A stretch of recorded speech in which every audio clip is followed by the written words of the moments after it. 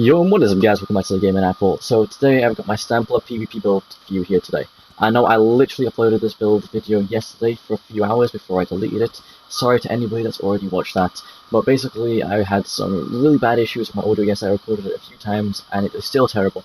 And when I uploaded it, I couldn't even watch it myself, so let alone you guys watching it. So I deleted it and now I'm re-uploading this one. So I'm just doing it again for you just so you can all hear what's going on. Right, but before I get into the building, obviously there's going to be a lot on your face here and a lot of people with questions. So if you do have any questions, I want to know about anything in the comment section down below, because guys, I answer any queries or anything that you have about this build, and yeah, any questions, anything at all, just let me know. I've also got a Discord now, so if you want to get more personally, more in depth about anything, or you just want to join my community and get to know me better and get to know the people I hang around with better, and just help build a community, come join my Discord. The link is down in the description. And it gives you up to date updates on all of my videos coming live with links to them, and when I go live on Twitch with a link to my Twitch account as well. And the link for my Twitch will also be down in the description below. But without any further ado, let's get right into the video, guys. So we are a STAMPLAR, obviously. We are a node on this STAMPLAR, and let's get into the stats. Okay. So I'm just going to show you buff stats because that's all that really matters. So buffed. We have got 16k magic, 21k health. That goes up to 28k in PvP and 30k with M buff. 29.7k stamina. We're looking at 2.5k stamina recovery, 1.3k health, and then 1.4 nearly k magic. The weapon damage is just under 4k when buffed there, and then yeah, so we're looking at 28k spell resistance back fire, 27k physical resistance, and nearly 2.8k crit. You can up the crit a little bit if you need. And then 64 point stamina, Serpent Munderstone with Witcher scores for the 4k health, 3.6k magic stamina, and the really nice health recovery. We don't use Werewolf, it's just there for the time being. Right, and then we'll go front bar. So, on the front bar, we are looking at 4.1k weapon damage, which is fine because we have so much penetration and so much additional damage from other sources, so don't worry about this. And then a nice 36% weapon critical with 26.5k physical spell and 25.5k physical. So we are feeling really tanky on this. We are a medium armor build, and let's get into some of the sets and what I use. So first of all, as I said, the Witch trigger skills. We also use our tripods. So we have tripods here, just catch tripods. And then we run knockback, so knockback immune, then with major expedition and stamina, so really nice. You can switch between the two if you don't need the extra magic at the time. Just chuck on this one for the extra pressure and movement, which is nice. Okay, so back barrel, we're using Black Rose. We've got one piece powered, one piece defending. I run powered on my main hand. That's just the way I do it. So for the extra healing and defending, really nice for the extra healing. So basically what Black Rose does is when we activate Spectral Cloak, we get 6% extra damage and extra damage and damage reduction. So it builds into tankiness, which is really nice, and extra damage, so extra pressure. Doubled up poisons. Then we're looking at the deadly two-hand. I run sharpened because I didn't really feel the need to put Noonhound on here. You can run Noonhound if you want, but the sharpened buff again, I was really happy just running pen on this build. So that's what I did. So with this weapon damage enchant, we're looking at, so we've got 2-piece weapon damage, and we've got weapon crit, which is nice, and weapon damage, just what you want to be seeing on STAMPLAR, crit, weapon damage, get those stats up. Then we increase the damage, your physical, bleed, poison, and disease damage over time, and channel abilities do by 20%. So basically, what's that saying is mainly our jabs are going to be doing 20% more damage, and then the dart from our Dawnbreaker is going to be doing 20% more damage as well. And let's have a look. It's not. Yeah, it's kind of, yeah, right. So yeah, that'll just be do 20% more damage, but that's 20% on top of the Black Rose. So Black Rose actually gives you 6% extra more damage, and then on top of that, you've got the camera up a lot, so you get in 5% extra more damage from that. So we are actually looking at about 31% extra more damage, and then also when you roll dodge and set somebody off balance. Yeah, champion points. So when we set somebody off balance, we get an extra 10% over here. So we are stacking up to an extra 41% damage, and then when we ulti, we have Balrogs. I'll get into the with Balrogs on top of that. So our 4.1k weapon damage really turns into something powerful because we've got so much extra damage done on top of everything. Let's get back into the gear. So yeah, deadly. So we've got 2-piece Balrogs. I run 2 in pen with 3 well fitted and 2 reinforced. The 2 reinforced are on our chest and legs because there are heavy pieces of Eternal Vigor. Basically, what Eternal Vigor does then is we have health recovery, magic recovery, stamina recovery, max health, a lot of stamina, magic recovery, and a big lot of health. And then the Balrog is obviously nice for our penetration and ulti. So we are just stacking so much penetration on this build. Literally, if we take this 3k, we'll round that down to 3k. So that's 3k pen right there, right? We got 3k pen on top of this 6k pen. That's 9k pen. Then you jump that on top of another 3k pen here. So we're looking at 12k pen right there. And then when we're finished, we go into our champion tree. We got another 3k pen here. So that's 15k pen. 15k pen plus your plus your two-handed maul, which I will just get into now. So two-hand. So yeah, two-handed maul, 20%. You see the bottom there. Makes it do ignore 20% resistance, so 15k plus 20% resistance, and then we have Balrogs on top of that.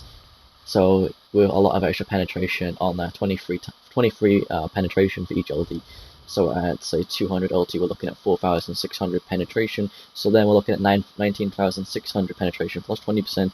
And like 20% that we just automatically penetrate through the two-hand maul, ignore. So yeah, our penetration is phenomenal. You might think we're over-penetrating, but we're really not. It's just really nice to get through that tanky meta and just burn down players with our jabs. Okay. So I wanted to just go through where our damage is coming from, because that's the important bit for you to understand where we are getting our damage from. Right, so yeah, like I said, well fitted, we got well fitted, in pen, well fitted, and then yeah. So we got 5 stamina and 5 max enchants, and then 2 try enchants on the chest and legs. You can change them around as you see fit. And then we have all internal vigor jewelry. That is all infused weapon damage for you guys there. Now let's get into the skills.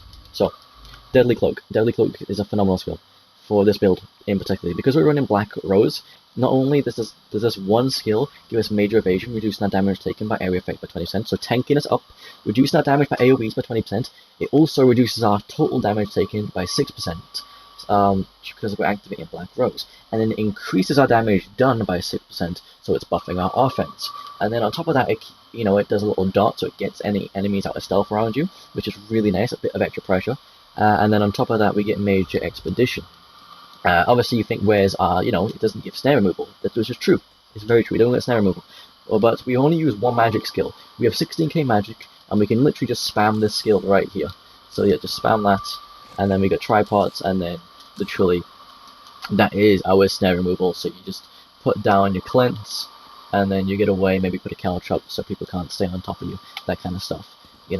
Cleanse into a caltrops, roll dodge maybe into like speed, and then all of a sudden you've clenched yourself. You've put that down for anybody behind you, so they have to actively do something about this. These caltrops, they have to actively do something to follow you. So it doesn't matter how many people are on you, you're making them work for you, which is the main thing. Right. So yeah, this is a really good skill.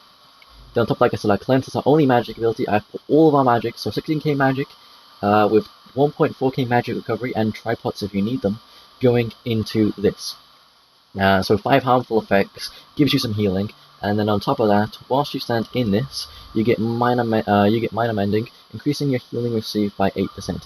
As you can see, my bar at the bottom, you don't see any minor mending. I put this down, you see the minor mending come, so that gives us 8% more heals, and then you can actually step out of this for 4 seconds. So 1, 2, 3, 4, and that should be disappearing. Yep, just disappearing now. Probably kind of a class. And then as soon as you go in, you get your minor mending back, so you can place it down. Then you can keep moving, vigor and everything, because that's where you're getting your nice heals from with your reduction to damage. Just so you know where your heals are coming from, because we're not really defeat any healing based sets. Okay. And then obviously we have our Soaring Focus. This gives us stamina, 6k resistances, and yeah, I don't really stand in the ruin, so I just 6k. And then our stamina, so it's a really nice skill. And then caltrops, like I said, so it reduces their resistances by 6k, giving them major breach. So if you're going for a Dawnbreaker combo, you maybe run around a corner, challenge a heavy attack, come in with a Dawnbreaker and just follow up with some jabs, something like that. Because the nice thing about this as well is that this will activate your Camo Hunter, which is really nice. And so are your jabs and your dome breakers. When you're outnumbered, that Camo Hunter, Minor Berserk will always be up, which is just something to keep in mind. But yes. Then we go into Resolve and Vigor, obviously we need that. Then Temporal Guard, I was going to switch this out for something else, but because we're running Black Rose for 6% damage reduction, this gives us an extra 5%, so we're stacking 11% damage reduction on top of major evasions, that's 20% damage reduction to AoEs. So in a medium armor build with our, let's have a look, with our back bar 28 and 27k physical resistance, we are looking really tanky, and then with our purge, just being able to purge everything off us and keep our speed up, you know, we're really suddenly starting to look like a strong VX build. You know, all these pieces just coming into play. Right. Then we got obviously our Camel Hunter. I've shown you how to keep this up. I don't really use it for the stealth, purely because we have quick cloaks. We don't really need to be running Camel Hunter to get people out of stealth. We just kind of keep the quick cloak up and then just use caltrops just to try to get anybody out, which is really nice. Okay, so Power the Light. This is really nice for your burst combo. What I like to say about this is, right, I'll just quickly show you. So yeah, there's the 3k, you know, reduction up there. There's minor breach, so it reduces their resistance by 3k, but then it explodes on them. So what I would say about this is, a really nice combo for this is if you were to buff up. So make sure you're fully buffed, right? It's not any push right now. Chuck caltrops, put this on them, go in for like a medium weave, followed by a jab into a light attack, jab, then another jab, and that should just be exploding there, ready to put another one on. So it can, you don't even need a Dawnbreaker combo to kill people. Like, this can sometimes feel like a Dawnbreaker combo, because you put that up, you do a jab, you follow up by a spear, stunning them, and then you do another jab, and boom. You know, they're looking like they're dying. Let's just finish this guy off. Bye-bye. Right. But yeah, so you don't even need a Dawnbreaker combo because that thing just explodes. And when you do have a Dawnbreaker, you just switch out the Javelin for the Dawnbreaker, and then follow it by jabs. And make sure you get your caltrops down, because that is just increasing your damage so much, guys. I know I'm obviously going in really in depth, but I want you to understand where we're getting our damage, where we're getting our heal, where we're getting our survivability from. You know, it seems like a very aggressive build. That's because it is, but it does have a lot of the fundamentals there to VX. Then obviously we have our rally for our 20% extra damage, for our stamina recovery, then we get our extra, you know, big boy heal, so really nice, can't go wrong with that, keep the skill up, guys. Then jabs, so it obviously gives us the crit, but we don't need the crit because obviously, you know, we're running it from Camo Hunter, and if you don't feel like you need the Minor Berserk, you can switch out Camo Hunter. I don't really know what I'd switch it for, to be honest, but I just love it for the extra weapon damage from being a fighter skill and the 5% extra damage done, in all honesty, because we don't need any more skills than what we've got. But yeah, this is just such a good skill. Reduce our movement speed, and it's just our main spammable. Then, obviously, Javelin, really nice. Dawnbreaker, and bread and butter. Now it's time to get into the CPs, guys. So, like I say, red, green, up to you. Change as you see fit. Blue, follow me, because I've tested the damage for this exact build and setup to see our optimal output of damage and healing. So, 16 points into medium armor, just to bump up our physical resistance a little bit. 20% into Ironclad, we've got 1.2k into resistance. We actually get a little shield from this as well. So if we're blocking our back bar, we shouldn't really be blocking, but we do get the shield from the Temporal Guard, and then a shield from that. So we actually double shield right here, you can see.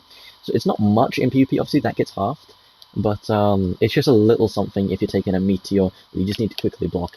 So it's an extra, it helps. Then we have got our Unchained, and important to have at least 120 points into the champion tree, guys, because every time you break free, if you roll dodge or use a vigor ability or anything, you know, this is a really good sustain in a VX situation. That's what I do. That's what we do here, guys. We make VX builds. You don't come to me to look at 1v1 builds. You know, you want to watch 1v1 builds, go watch some sweaty tryhard. If you want to watch a VX build, watch this sweaty tryhard, because that's what I do. I make VX builds, guys, and you need this passive. Right. 37 points into Thick Skinned, then we got 9% into Elemental Defender and 11% into Hardy. You can change these around a little bit. I just felt like I took more damage from my physical damage. Then 7% into Quick Recovery, really nice to have. You can probably drop this down to 5%, but I really just like the extra healing. Right, 1 point Siphon, we don't really need it because we're not a dot pressure build. I always just put 1 point in here, but because it's just an extra dot of people to cleanse, but that's up to you if you want to keep that. 11% in Sprinter, we're doing a lot of sprinting, we're doing a lot of break free, so these are quite important ones to have a lot into. 14% stamina recovery, and 11% in tenacity. I don't put any magic recovery because we got more than enough magic. So 16k magic with 14 and 100 magic recovery for only one magic skill. So that's really nice. We don't need anything in here. You could put in a little bit into health if you want to. I didn't feel like we needed it. So yeah, and the tenacity is really nice, guys. A little pro tip for you here, by the way. When you're VXing, you can't just rely on your stamina recovery, okay? When you come around, what I want to see you guys doing is when you come around corners and you got people behind you, I want to see you as soon as you come around a corner. As soon as you come around a corner, I want to see you already charging up a heavy attack. I'm coming around this corner and I'm charging up this heavy attack, ready to jump back into somebody. Alright, I'm coming around, and then I turn around, maybe jump, like heavy attack, then try roll through them, get a bit of speed, turn back around, get some heavy attacks. The heavy attack is really important for sustaining in a VX situation. Your build will not carry you, you need to actively do it, and you need to work for it. So yeah, I mean the build's really strong, but obviously the heavy attacks is what keeps you going as well. It's just that extra stamina that you need. Right, and then I got 20% into tumbling and 10% into block, because on this build I prefer to roll dodge rather than block, purely because, you know, we're a dual build, and it's just nicer, a medium arm build as well, so it's just nicer to roll. 7% into blessed. Then it's important to have 120 points into here for the off balance. It's vital. So I've gone for 37 points into shattering blows, 23% master arms, and 7% in physical weapon expert, just so that we can, when we get roll dodge and set people off balance, we get 10% extra damage done. So it's nice that we are playing off this. Obviously, we can't always rely on that, but if we do see an enemy off balance, we take it. We take full advantage of this. It's literally called the exploiter passive because you exploit the hell out of them. Not much more to say about that. Then we don't have any infirmitage because we run deadly. There's no need for us to have any infirmitage because of deadly. Then we have just stack them points that you would put into infirmitage right into precise strikes to bring that critical damage up, bring that critical healing up, because we got a nice bit of critical damage going on here, guys. 16% extra crit, which always is really nice on STAMPLAR. Then we got 3k piercing and 11% might. You can actually drop it up piercing if you want and chuck it into here, but that is up to you. Right, and then I do feel like I've gone over everything. What I'm gonna quickly do is just grab an ulti. Let's just get a little quick ulti, and I'll just show you the kind of ulti combo. Right, so we got an ulti. Right, so if you weren't wanting to use javelin, you got your ulti ready. Obviously, buff up, get them down. Go in with this. What I would do is a jab first, let that tick, then go for the light attack Dawnbreaker, followed by jabs when they're on the floor, and then just letting that explode. That sort of thing there, guys. And like I said before, if you want to just, if you don't have an ulti, that down, we're going in into the javelin to like a, that's my kind of combo I like to do. I like to do like one jab, so I'll put that on them, I'll dot them up with power light, I'll do one jab followed by a javelin and then into more jabs, or you can do like 1.5 jabs, but yeah, you want to be getting that stun in just for that extra burst pressure, because once they're like 50%, when that thing bursts, they'll drop to about 20%, usually 25%, and then you can just start finishing them off with your jabs. There's no need for an execute. Our Dawnbreaker and our Power the Light and our Javelin just kind of come into that execute combo, and then we get an extra 41% damage when they're off balance. And we've got this up, when we've got this up as well for the Minor Berserk. Yeah, and with our Deadly as well, so which is really nice to know. But yeah, I have gone really into detail here for you guys. I'm sorry that I've had to re-upload this video for you, but in the other video you really couldn't hear what I was saying, and I've just fallen off, so fuck my life. But yeah, you really couldn't hear what I was saying, and to be honest, I wanted just to make sure that you could all hear exactly what I'm doing. Can you actually go down here? I'm probably gonna die. I'm so dead, aren't I? I'm so dead. Yeah, but yeah, guys, this isn't my house, obviously, as you could tell. This is a dope house though, this is awesome. Yeah, thank you for everybody actually who lets me use their houses. But yeah, I wanted you guys to know exactly how this build works, rather than just seeing the build. So without any further ado, guys, I hope you did enjoy. If you did enjoy, please make sure to smash that like button, drop a comment, I'd love to know what you guys think, and subscribe to stay update all my latest content here at the Gaming Untitled. And if you want to support me even further or get to know me better, there's my Discord link down below in the description, and my Twitch link where I'll be streaming live in the next couple of weeks, with a live face cam as well. So yeah, it has been a pleasure doing this for you guys. I hope you enjoyed the build. I love you all. Take care. Bye bye.